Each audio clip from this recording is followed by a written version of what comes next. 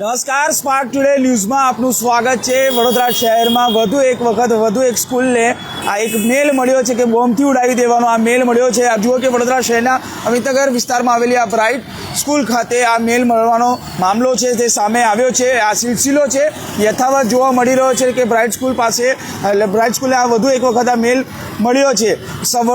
વહેલી સવારથી આજે વડોદરા શહેરમાં લગભગ કહી શકાય કે વડોદરા શહેર જિલ્લાની જો વાત કરીએ તો 18 જેટલી સ્કૂલોને આ મેલ મળવાનો મામલો તો જે સામે આવ્યો છે, ત્યારે વધુ એક આ સ્કૂલ કહી શકાય કે આ મેલ મળ્યો છે ને તેને લઈને જ કહી શકાય કે તપાસ એજન્સીઓ કામે લાગી છે। સાથે સ્થાનિક પોલીસ પણ અહીંયા કામે લાગી છે, સાથે એસઓજી સહિતના જે ટીમો છે તે અહીંયા કામે લાગી છે। અને હાલ જે પ્રકારે આ મેલ ક્યાંથી આવ્યો છે ને કોણે મોકલ્યો છે તે દિશામાં તપાસ હાથ ધરી છે। अब જોઈ શકાય છે કે જે પ્રકારે તમામ વહેલી સવારે જે 17 સ્કૂલોને મેલ મળ્યો હતો, ત્યારે વધુ આ એક સ્કૂલ કે જે અમિતનગર વિસ્તારમાં આવેલી આ એક સ્કૂલ છે ને ત્યાં આ એક મેલ મળ્યો છે ને તેને લઈને હવે પોલીસ તંત્ર પણ સતત દોડતું થયું છે। જે પ્રકારે શહેર પોલીસ કમિશનરે જણાવ્યું હતું કે આ જે મેલ મોકલનાર છે તેની સામે એફઆઈઆર નોંધવાની તજવીજ હાથ ધરવામાં આવશે ને ત્યારે જે પ્રકારે આ મેલ કોએ મોકલ્યો છે, કઈ દિશામાં થી આવ્યો છે તેની પણ તપાસ હાથ ધરાઈ રહી છે। ત્યારે આ જે પ્રકારે વધુ એક મેલ કહી શકાય કે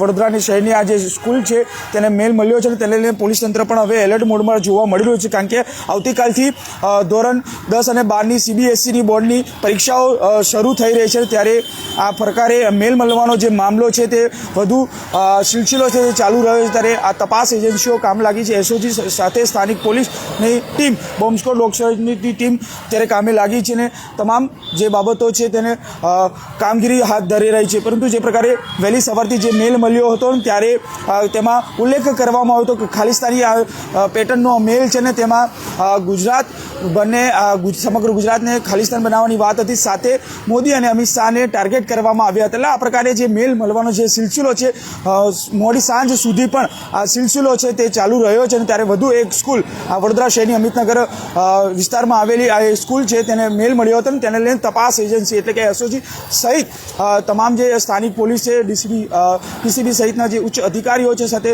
ડીસીપી કક્ષાના અધિકારીઓ છે તે પણ ઘટના સ્થળ પર દોડી આવ્યા હતા અને હાલ સ્કૂલને સેનિટાઈઝ કરવાની કામગીરી હાલ ચાલી રહી છે। કેમેરામેન નિહાની સાથે Surat Solanki, spark today news, Vadodara.